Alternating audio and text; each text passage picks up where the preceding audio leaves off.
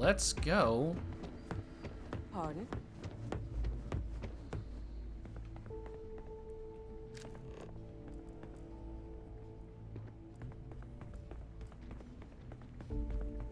Find Hadrian.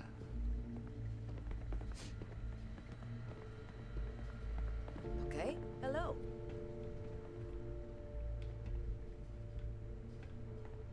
She was upstairs. There she is. Oh, that's not her. That's that person who looks like her if you're not right next to her.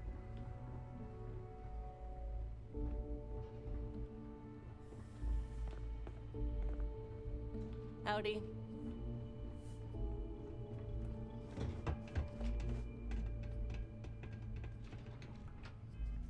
Where did she...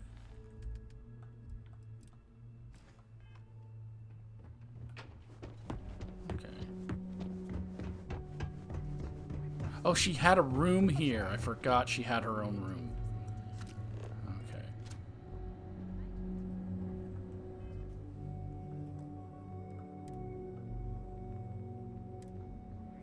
I don't think she'll say no. Hadrian's outfit.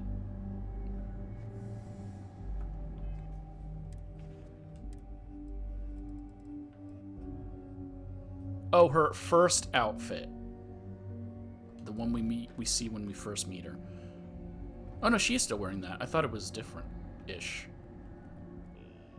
We have read this before.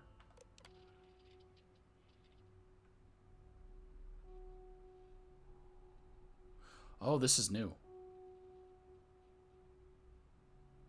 Oh man, that's a lot to read. Have we read this one?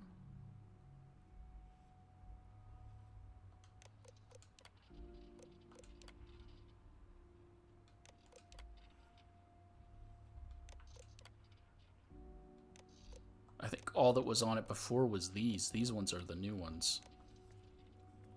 Okay. I'm stuck. Hadrian, I'm stuck. Thing. Hey. You need something? Pain tolerance, xenosociology, and energy weapon dissipation.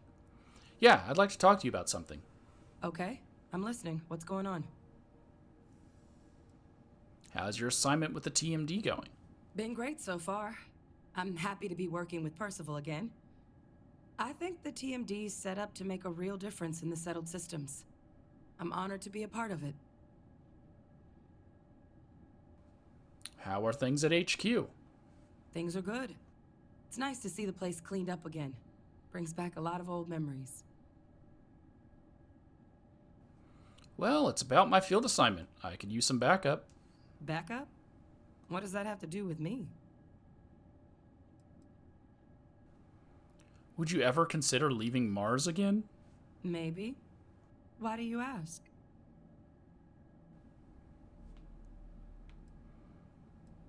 Because a soldier as talented as you belongs in the field. I think you should come with me. Oh, I'm flattered, but I don't think so. I'm doing important work here. Percival needs my help. He would not okay me abandoning my post.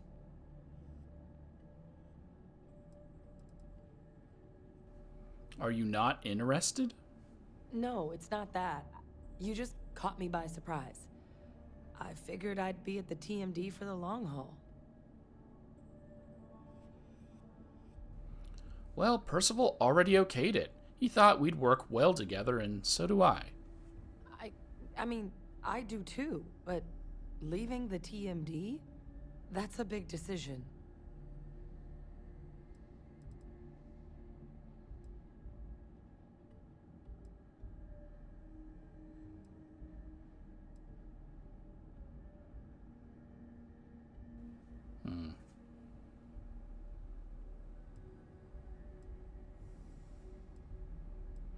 Well, this could be the start of that bright future you wanted. I guess you're right. I always imagined that future would be here at the TMD, but, well, maybe a change of scenery wouldn't be so bad. Besides, Percival will never let me forget it if I turn down field work in favor of a desk job. If you really need backup out there, I'll watch your 6.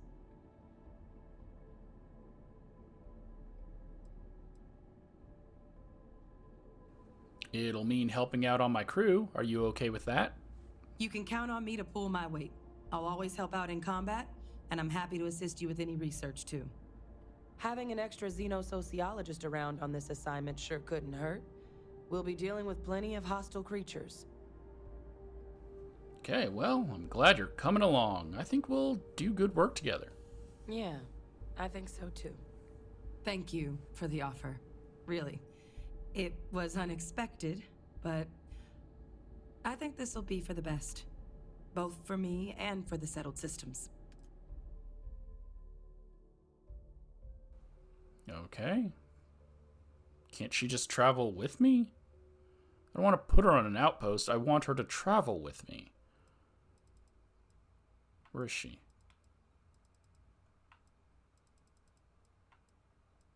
Oh, right here. Under M for Major.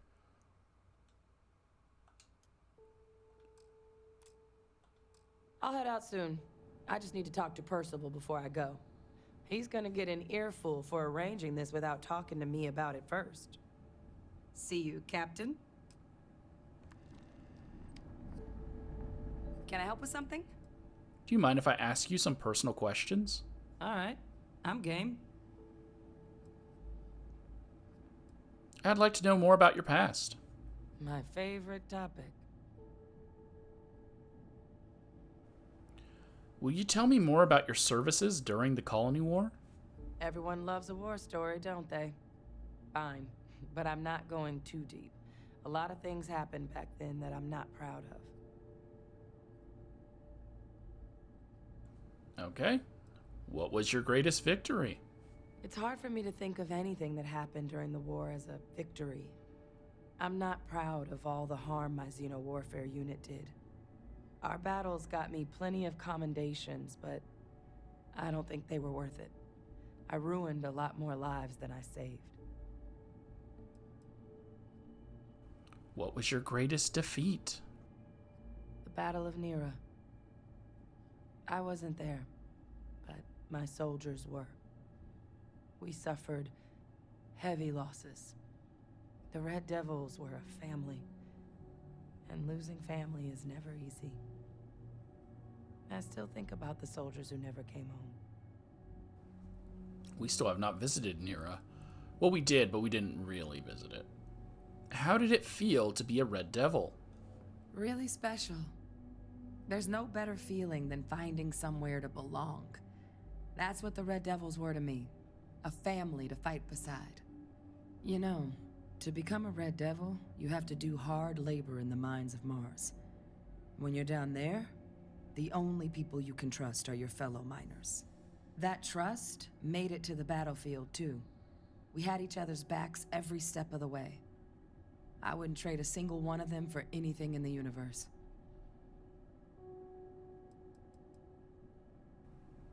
Do you ever miss the war? No, I don't. The Colony War ruined a lot of lives, including mine. But I do miss my soldiers. It's been a lonely couple of decades. All right, thanks for indulging my curiosity. My pleasure, Captain. It was good to reminisce. I haven't talked about my service in a long time. The way things ended with the UC after the war, Well, it wasn't something I could talk about with a lot of people. What did you do after you were discharged from the UC military? Well, the years after the war were pretty dark for me. The Red Devils were disbanded as part of the armistice. They thought we were too dangerous to exist. I'd take blame for that. My unit wouldn't have been as lethal as it was without me at the helm. The Red Devils were my purpose. I felt lost without them. I spent a lot of time wandering the galaxy by myself, searching for something new to live for. How long were you on your own? Almost 20 years? But it felt longer. Where did you travel to? I mostly visited remote places with interesting creatures. I didn't want to be around a lot of people after the war ended.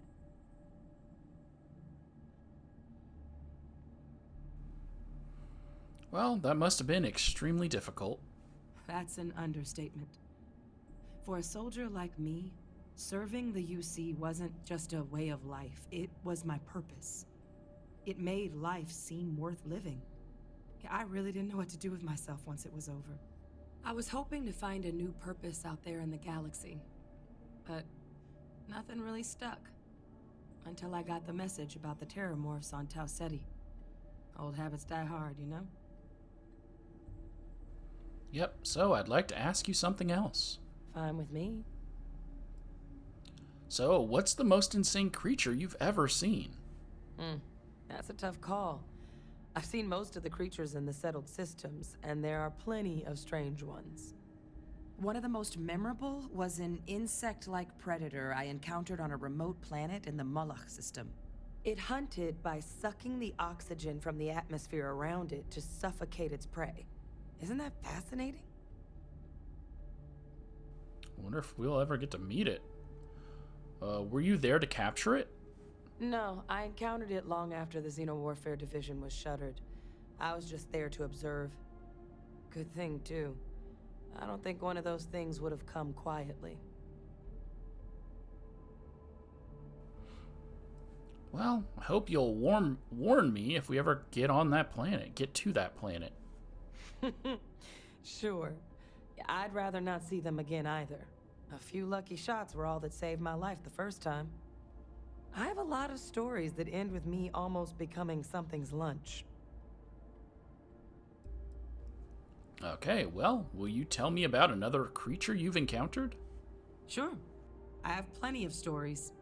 This one won't make you squirm, I promise.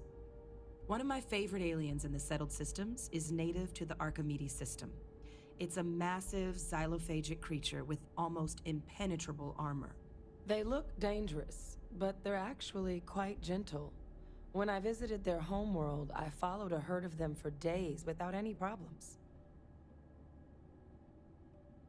Okay, well, can you tell me about another creature? Sure. I have plenty of stories. This one won't make you squirm, I promise. One of my favorite aliens in the settled systems is native to the Archimedes system. They look She said plenty and then told me the same story. Well, I hope your lucky streak doesn't end during this trip. You and me both, Captain. How long have you and Percival worked together? We met when I was 19. The UC assigned him to be the co-head of my Xenowarfare unit. Our first day working together, he said there was no way a kid could keep up with him in the lab. I had him eating his words by the end of my first week. I was close with everyone in the Xenobio unit, but Percival and I have a special bond. Even if he is a huge pain in the ass. And I don't have any more questions right now. Let me know if that changes.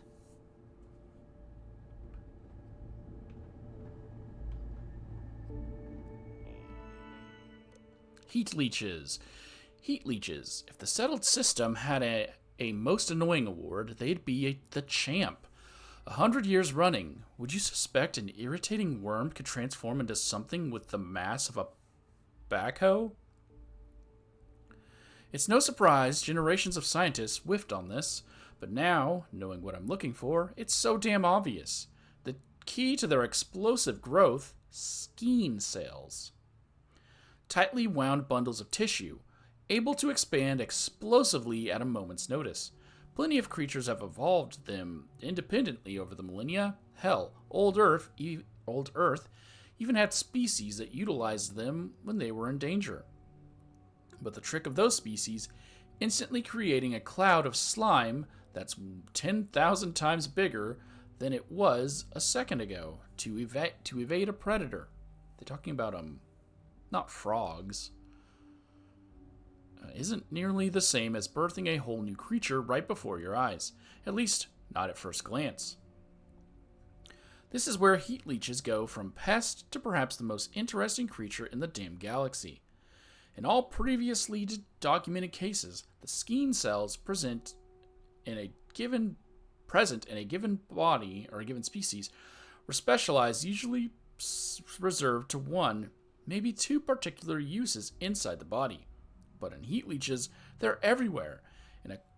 In a couple of the older leech specimens we've dissected, every muscle fiber, bone, and nerve was packed with densely wrapped versions of themselves.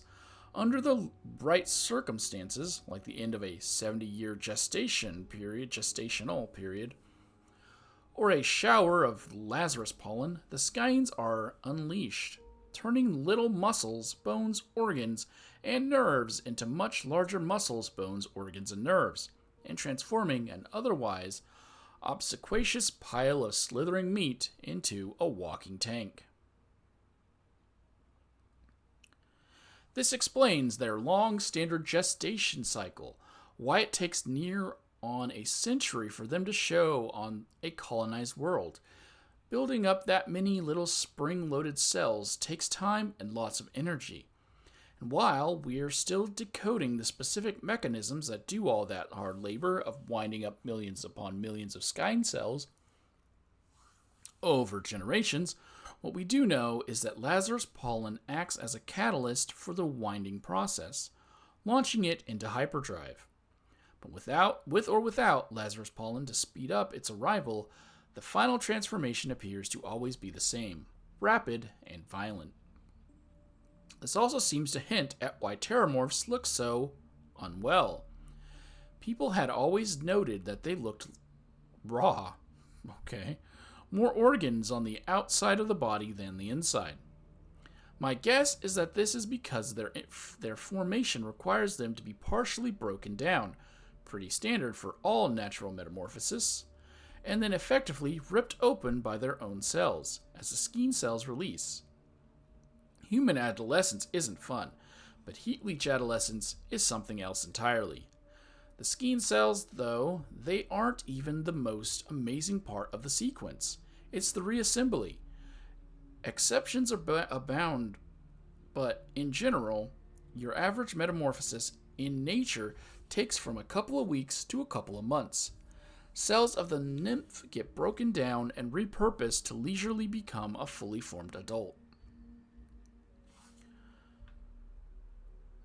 But as we know, the heat leech completes this exact same process at the drop of a hat. Every cell and protein knows exactly where to go, and the propulsion provided by the skein cells lets them get there at breakneck speed. Imagine a skin graft that could grow and direct itself to damaged tissue in a matter of seconds. Imagine a human body that could clot and heal over a wound mere moments after the damage was dealt. First aid, trauma care, accidental death, things of the past. Isn't this what Doc Lizard, or the Lizard, tried to do with rebuilding his arm? He took the cells of a lizard to regrow it. I don't think we should be taking the cells of heat leeches to regrow people. If we could harness this behavior, no, these little creatures could change human life forever. Okay, I just reread this, and lady, you are getting way ahead of yourself. But still, can't help getting excited about the possibilities. Well, if there's going to be a Starfield 2, this will most likely be a quest where someone is using the heat leeches to build themselves. For the eyes of the Terramorph Management Division, directors only. Active directions. Major Hadrian Sanon and Dr. Percival Walker. It is the responsibility of the facility directors to familiarize themselves with the varying levels of emergency procedures should the unthinkable ever occur. Should you find yourself unable to perform the duties required of director, please report immediately to your supervisor for replacement. Emergency Level 4. Minor emergency. Criteria. Staff are placed in moderate levels of danger, but risk of exterior contamination is minimal and non-existent. Response. Issue. Cleanup order. Deploy appropriate staff to mitigate emergency status. Request emergency support from Sidonia if required. Emergency level 3, moderate emergency. The criteria: emergency present, significant risk of exterior contamination, but staff is not in immediate danger. Response: issue safe house order and initiate facility lockdown. Order all staff to safe, lockable positions and unlock access to emergency rations. Activate automated emergency system and wait for arrival of external decontamination team. Emergency level 2, major emergency. Staff are in extreme danger if left in place, but extraction bears only minimal risk. Response: issue evacuation order. Director is to order all staff to leave the facility, activate the automated emergency systems, and wait in a safe exterior location for the arrival of external support. Emergency level 1, catastrophic emergency. Criteria: staff are in extreme danger, but evacuation risks possible contamination or harm to civilians elsewhere on the planet. Response: issue safe house order and initiate facility lockdown. Order all staff to safe, lockable positions and unlock access to emergency rations. Activate containment system. Seal off all entrances and exits and activating explosives in the surrounding cavern, preventing escape of all life forms. And yes, as I've said, I don't like them having terramorphs on Mars without the people of Mars knowing that terramorphs are here.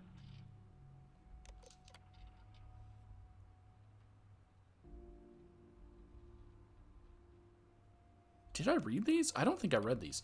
Incident report. Reporting party. Dr. Gregor Guliam. Category: future concern. Class 4 emergency minor. Description: Dr. Guame was asked repeatedly to eat lunch in the designated break room, rather than at his desk, leading to at least 2 sample contaminations by Dr. Walker. After the second documented sample contamination, Dr. Walker set fire to the personal effects. Oh, come on, Dr. Walker. To the personal effects of Dr. Guame, causing a small Class 1 fire and triggering the sprinkler system to engage, and required a temporary evacuation of the research wing. Result: Dr. Walker has been issued a citation and a fine for the evacuation and endangerment of a secure facility. He has stated, loudly, multiple times, he'll be appealing. Dr. Guame will be taking a 2-week remedial lab hygiene and safety course back in New Atlantis. So these are before the rebuilding. These are when the location existed a long time ago. Reporting party is Jane Bellamy. Category is personal concern. Description: on the day of the incident, Miss Bellamy, one of the lab techs, was on leave back in Sidonia. While at the Broken Spear bar, she was approached by Lance Corporal William Cyrus, a member of the TMD's Marine Detachment, because TMD just got created. So maybe I shouldn't be taking Hadrian away if Percival's got an anger issue and is lighting people's personal effects on fire. The two began fraternizing, the first of several fraternizations, apparently. However, upon discovering Mr. Cyrus was married, Miss Bellamy requested a transfer. Mr. Cyrus, however, without telling Miss Bellamy, decided he'd rather leave his wife for Miss Bellamy, proposing, in the middle of the workday, to her.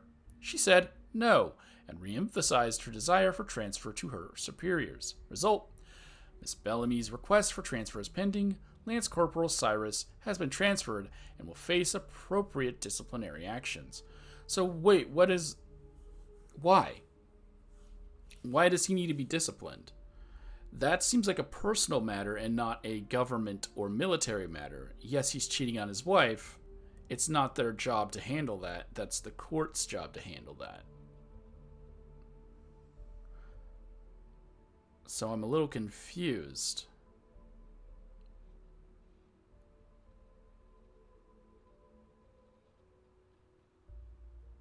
Okay. Notation.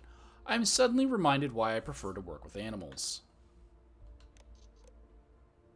Incident report. Reporting party has been redacted. Category: unauthorized human xenological life form interaction. Description: redacted started complaining of irregular sleep patterns, disconcerting dreams, and eventually insomnia. Offers of leave were made, but refused by redacted. Note: this was the first error. Employee sleep patterns will need to be more closely monitored going forward, and regular leave required, not offered. On the night of the incident, redacted asked their direct supervisor if he could take a sample from specimen M4. Authorization was granted, and redacted proceeded to M4's cage. Note: second error. Access to cages needs to be multi-step authorization, not something a lone supervisor can decide. Upon reaching M4's cage, however, rather than properly subduing the specimen, redacted simply unlocked the cage, allowing M4 to exit. M4 walked past redacted without harming him, but upon further progress, the biological alarm systems engaged as expected, and M4 was immediately disposed of by the Marine contingency on duty. No casualties occurred, and we got very lucky, so he was under mind control by whatever M4 was. Redacted was found unconscious outside the cage door, checked for injury, and placed under arrest. Result: redacted has been returned to New Atlantis and is currently awaiting trial for reckless endangerment. His name has been expunged from the record pending trial results. But if he was under mind control, it's not his fault. He should not be charged with reckless endangerment. They're just throwing him under the bus. They're repeating their errors of the past. Notation: Terramorph influence is an explicit short-term affliction, not something that could allow for a multi-step plan like this. Oh, so this is them explaining why they're doing it. And everyone in this facility is tested for susceptibility to Terramorph attacks. You don't get to the door if you might turn, which means that either A, due to stress and lack of sleep, redacted simply made an error when trying to collect a sample, or B, Terramorphs are capable of far more insidious and complex influence than anyone thought possible. Occam's razor. The simplest explanation is usually the correct one. Says it has to be the lack of sleep, but the Terramorph didn't maul him when it got out. There wasn't a scratch on the man. Terramorphs usually only save that kind of reverence for each other and those creatures under their sway. Regardless of explicit mental domination or not, some sort of relationship was formed here. We'll be doing some additional investigation to see if we can figure out what that was. Regardless, we're putting in the above noted safety measures so nothing like this happens again. Once again, don't have Terramorphs on Mars if there are people near. Go to a planet with no life. I left behind important research for this job. I'm sick of just standing around. Sure, Captain. Until next time. You're not a companion. You're just a be standing crew. around, I might not have taken this job. I'm listening. I can't take her with me, which is very disappointing. Because if I can't take her with me, she might as well just stay here.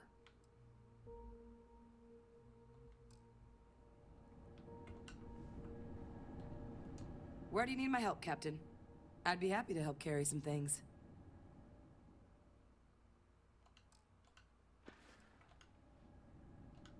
Stay safe.